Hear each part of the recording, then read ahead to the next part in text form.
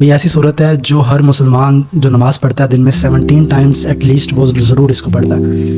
17 رکعتیں جو فرض ہیں اسے فرض بھی پڑھے تو اس نے 17 ٹائمز اس کو ریپیٹ کرنا ہے, اس صورت کو, صورت الفاتحہ. فاتحہ کا جو لفظی مطلب ہے وہ کھولنے کے, افتتاح کے, سمجھنے کے کی آف قرآن ہے.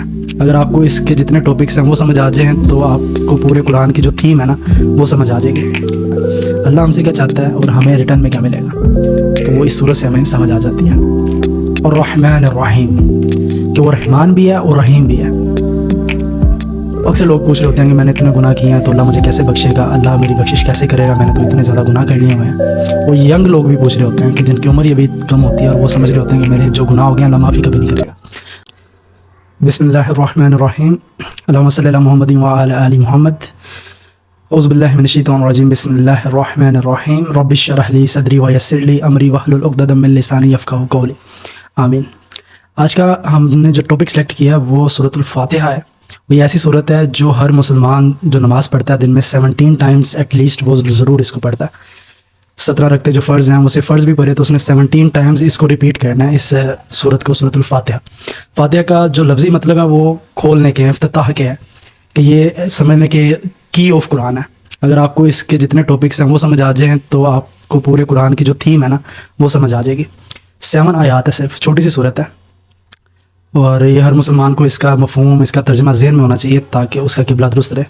نماز کا مقصد یہ ہے کہ آپ 5 ٹائمز جو ہے وہ نماز میں اللہ سے سیدھا راستہ مانگتے ہیں, اللہ سے ہدایت مانگتے ہیں تاکہ آپ کا جو عہد ہے اللہ کے ساتھ وہ مضبوط رہے. تو شروع کرتے ہیں اللہ کا نام لے کے. بسم اللہ الرحمن الرحیم. اعوذ باللہ من الشیطان الرجیم. الحمد للہ رب العالمین, کہ تمام تعریفیں اللہ کے لیے ہیں جو اس پورے عالم کا مالک ہے. یہاں پہ عالمین کا ورڈ ہے, رب الدنیا نہیں ہے, رب العالمین ہے. تو دنیا چاند پہ جا رہی ہے, مارس پہ جا رہی ہے, تو ہم سمجھتے ہیں کہ انہوں نے ترقی کر لی ہے. قرآن کی پہلی آیت ہی یہاں سے سٹارٹ ہوتی ہے رب العالمین, کہ پورے عالم کا, پورے یونیورس کا مالک ایک ہے, وہ اللہ ہے, جس میں اتنے پلانٹس ہیں, اتنے سیارے ہیں جو کہ آج سائنس کی مدد سے ہمیں پتہ چل چکا ہے.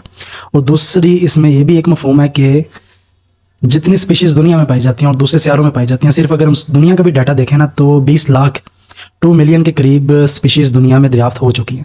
یعنی کہ چیل, کوا, گائے, اس کے بعد مچھلی اور انسان, یہ آپ گنتے جائیں نا, انسان, گائے, چیل, کوا, بھینس, اس طرح آپ گنتے جائیں تو یہ 20 لاکھ اسپیشیز ہیں. اور اس کے اندر کتنی ہیں وہ تو کوئی ڈیٹا کاؤنٹ کر ہی نہیں سکتا. صرف انسان کو دیکھا جائے تو 7 ارب کے قریب تو انسان ہے. تو اس کو آپ گننا شروع کریں تو یہ کوئی اتنا بڑا ڈیٹا ہے کہ آپ اس کو کاؤنٹ نہیں کر سکتے. کروڑوں کی, اربوں کی تعداد میں مچھلیاں, ٹریلینز آف جو ہیں وہ مچھلیاں سمندر میں ہیں, پھر سمندر کے اندر اور کتنی مخلوقات ہیں. تو مسلمانوں کے قرآن کی پہلی آیت اس سے شروع ہو رہی ہے.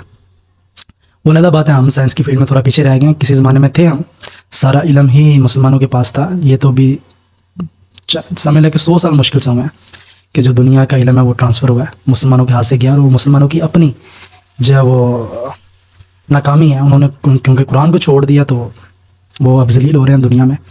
اور اسی کو ڈاکٹر اقبال نے اپنے وہ شعر میں کہا کہ وہ معزز تھے زمانے میں مسلمان ہو گئے اور تم خوار ہوئے تارک قرآن ہو گئے. تو اور الرحمن الرحیم, کہ وہ رحمان بھی ہے اور رحیم بھی ہے. اکثر لوگ پوچھ رہے ہوتے ہیں کہ میں نے اتنے گناہ کیے ہیں تو اللہ مجھے کیسے بخشے گا, اللہ میری بخشش کیسے کرے گا, میں نے تو اتنے زیادہ گناہ کر لیے ہوئے ہیں. اور ینگ لوگ بھی پوچھ رہے ہوتے ہیں کہ جن کی عمر یہ بھی کم ہوتی ہے اور وہ سمجھ رہے ہوتے ہیں کہ میرے جو گناہ ہو گئے ہیں اللہ معافی کبھی نہیں کرے گا. اللہ رحمان بھی اور رحیم بھی ہے, رحم کرنے والا, معاف کرنے والا, یہ اس کی صفات ہیں. اور ایک جگہ اور قرآن میں آتا ہے نا کہ جو انسان شرک, اللہ کے نزدیک شرک سب سے بڑا گناہ ہے, تو جو انسان شرک سے بھی توبہ کرتا ہے نا اللہ اس کو بھی بخش دیتا ہے. یعنی کہ اس نے سجدے کیے تھے بھگوان کو لیکن غیر اللہ کو پکارتا رہا تھا, لیکن وہ توبہ کر کے نیت کرتا ہے کہ میں آئندہ یہ عمل نہیں کروں گا اور سچی توبہ کرتا ہے تو اللہ وہ اس کے وہ گناہ بھی نیکیوں میں بدل دے گا. تو اتنا غفور الرحیم اللہ. اور الرحمن الرحیم, مالک یوم الدین, اس دن کا مالک ہے جس دن مردے قبروں سے اٹھائے جائیں گے, جس دن قیامت قائم ہوگی, وہ اس دن کا مالک ہے, اکیلا مالک ہے, جس کو اس کے بعد جو سفارش بھی کر سکتا ہے, یہاں جو کچھ بھی کر سکتا ہے نا اس دن وہ اسی کے اذن سے, اللہ کے اذن سے, خود سے کوئی انسان کچھ بھی نہیں کر سکتا. مشہور ہے نا کہ ہم سنتے بھی ہیں کہ نبی بھی پکارے ہوں گے نفسی نفسی کہ اللہ میری جان میری جان. تو کسی انسان کی کیا اوقات ہوگی وہاں پہ کہ وہ اللہ کو کچھ کہہ سکے. اور اس دن تو ہر انسان اللہ نفسی بصیرہ, بل الانسان علی نفسہ بصیرہ, کہ اس دن ہر انسان کو پتہ ہوگا کہ اس نے وہ کچھ کیا کچھ لے کے آیا. کیا کچھ وہ دنیا میں کر کے آیا, بتانے کی ضرورت نہیں ہوگی. سیم اسی طرح دنیا میں بھی اگر آپ کا رزلٹ آنا ہو میٹرک کا, کالج کا, یونیورسٹی کہیں بھی, تو آپ کو پتہ ہوتا ہے کہ میں نے پیپر میں کیا کیا تھا اور رزلٹ کیا آئے گا. تو دنیا کے ایگزامینر جو ہے وہ تو غلطی بھی کر سکتے ہیں, وہاں پر تو اللہ ہے ایگزامینر, تو اللہ تو غلطی سے پاک ہے, تو وہاں پر تو کوئی گنجائش ہی نہیں ہوگی کہ آپ بچ سکیں. دنیا میں ہو سکتا ہے آپ کو وہم آ جائے کہ یار میرا پیپر تو اچھا نہیں ہوا, ہو سکتا ہے اچھے نمبر آ جائیں, پر آخرت میں ایسا نہیں ہوگا. وہاں پہ ایگزامینر اللہ خود ہے, اللہ خود اس کو ایگزامن کر رہا ہے.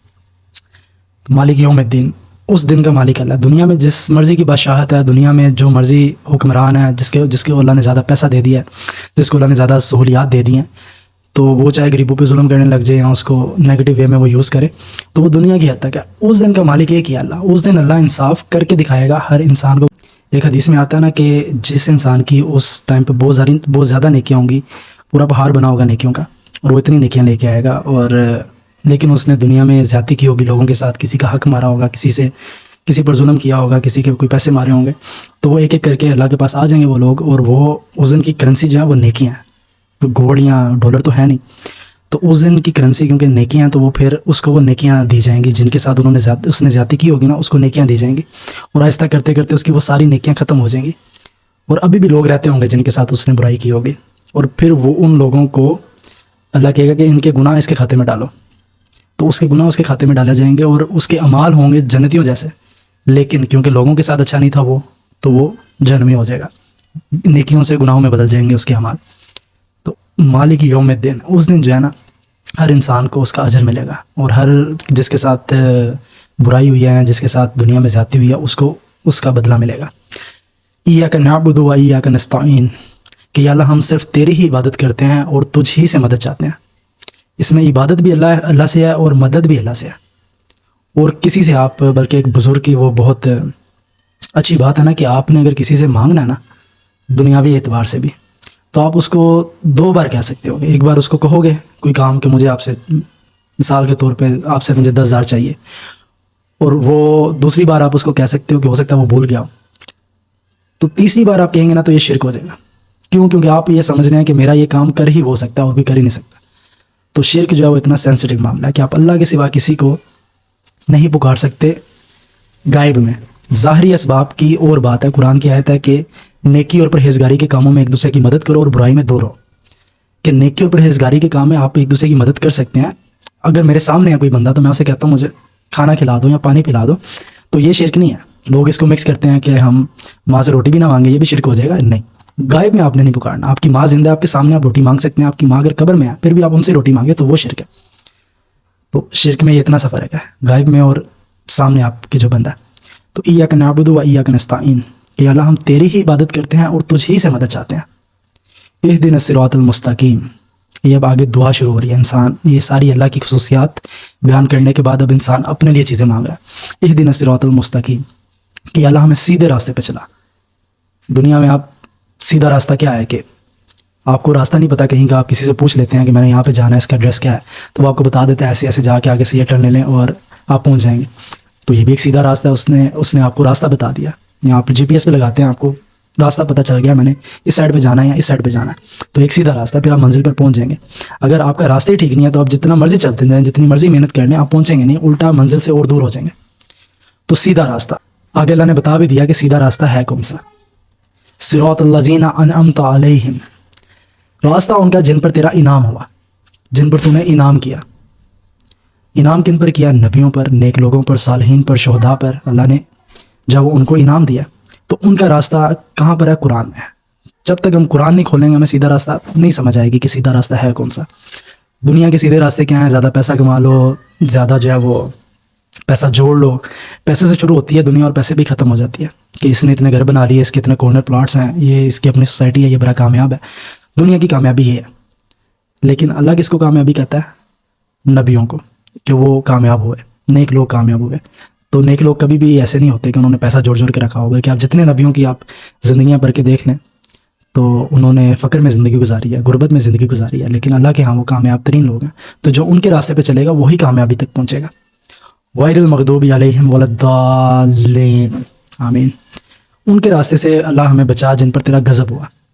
غضب کن پر ہوا ہے؟ نافرمانوں پر, کافروں پر, فرعون پر, نمرود پر, قارون پر, قارون کا خزانہ کتنا تھا؟ اتنا کہ اس کے روایتوں میں آتا ہے کہ 70 اونٹوں پر اس کی صرف خزانے کی چابیاں لا دی جاتی تھی، اتنا بڑا خزانہ تھا، اور اللہ نے اس کو زمین میں دھنسا دیا۔ اللہ کا نافرمان تھا۔ فرعون کتنا طاقتور تھا، تو اللہ نے اس کا بھی کیا انجام کیا۔ تو ان کے راستے سے ہم نے بچنا ہے۔ ان کا راستہ یہی ہے کہ کامیابی پیسہ، دنیا داری کامیابی ہے، تو ان کے راستے سے بچنا۔ تو یہ سورۃ الفاتحہ کا جو ہے نا وہ چھوٹا سا ایک جو میرے ذہن میں آیا میں نے بیان کر دیا، چھوٹا سا مفہوم ہے۔ باقی علماء نے اس پہ بہت زیادہ جو ہے وہ لکھی ہیں، اس کی تفاسیر بہت ہی زیادہ لکھی گئی ہیں، اور یہ کی آف قرآن ہے۔ آپ کو اگر اس کے اندر جو اس کا جو مفہوم ہے وہی سمجھ آ جائے تو آپ کو آگے قرآن کی تھیم سمجھ آ جاتی ہے کہ قرآن میں اللہ ہم سے کیا چاہتا ہے اور ہمیں ریٹرن میں کیا ملے گا، تو وہ اس صورت سے ہمیں سمجھ آ جاتی ہے۔ تو آئی ہوپ کہ آپ کو اچھی لگی ہوگی ویڈیو۔ جزاک اللہ خیر۔